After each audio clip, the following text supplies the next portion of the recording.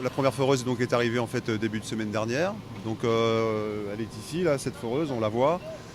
Cette foreuse donc consiste dans un premier temps à faire toutes les fouilles de reconnaissance de réseau, hein. Donc globalement en fait depuis la semaine dernière on en a fait 140 par rapport aux 140-144 forages des injections solides qu'on doit faire dans la zone de la phase 1. Donc elle descend à peu près 1,50 m, 2 mètres de profondeur.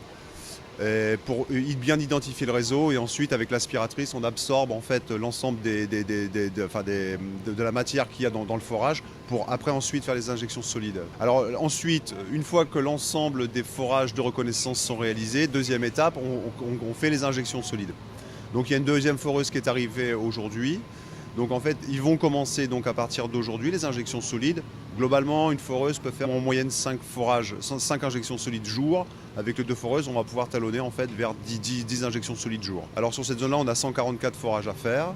Donc en fait, l'objectif pour l'instant, le planning est respecté. Donc en fait, pour finaliser en fait cette phase 1, pour mi-juin. On peut le constater aussi par ici, c'est qu'on a dû étendre forcément en fin de compte le périmètre d'investigation, puisque là en fait on ne circule que sur une voie en fait au niveau de la rue Anatole France. Bon, simplement parce que aussi il faut qu'on avance aussi dans le dossier, on a des délais à respecter. Donc cette zone-là, en fait, petite zone qu'on a matérialisée à partir d'hier, ce sera en fait jusque jeudi prochain. Alors forcément, oui, on a un petit peu de nuisance sonore, puisque quelque part, en fait, la foreuse fait un petit peu de bruit, il y a l'aspiratrice aussi, on a le groupe électrogène, donc oui, forcément, il y a un petit peu de nuisance, il y a des nuisances sonores. Bon, par contre, en fait, on veille au grain pour justement éviter de faire trop de bruit aussi pendant les périodes de midi à 13h30, même si lorsqu'on commence les périodes d'injection solide, on est contraint de fonctionner en continu en fin de compte de 7h30 en fait jusqu'à 18h. Alors l'autre côté des travaux, c'est pareil, ça avance bien, hein. Donc il faut savoir que sur la partie entre la rue Quentin de la Tour et la rue de Vesoul, donc pour le moment en fait l'ensemble de la canalisation d'eau potable a été remplacé. Actuellement, ils sont en train de finaliser en fait tout le réseau d'assainissement.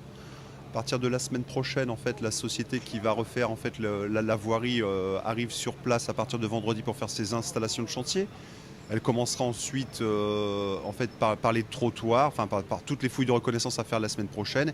Et ensuite, fera les trottoirs et la voirie. Donc l'objectif en fait, de finaliser ces travaux d'eau potable, d'assainissement et de réfection de voirie est aussi fixé pour fin juin. Les accès au commerce et aux restaurants ainsi qu'aux établissements qui reçoivent du public resteront ouverts aux piétons. Donc bien entendu avec des cheminements en fait, qui seront faits dans ce sens-là.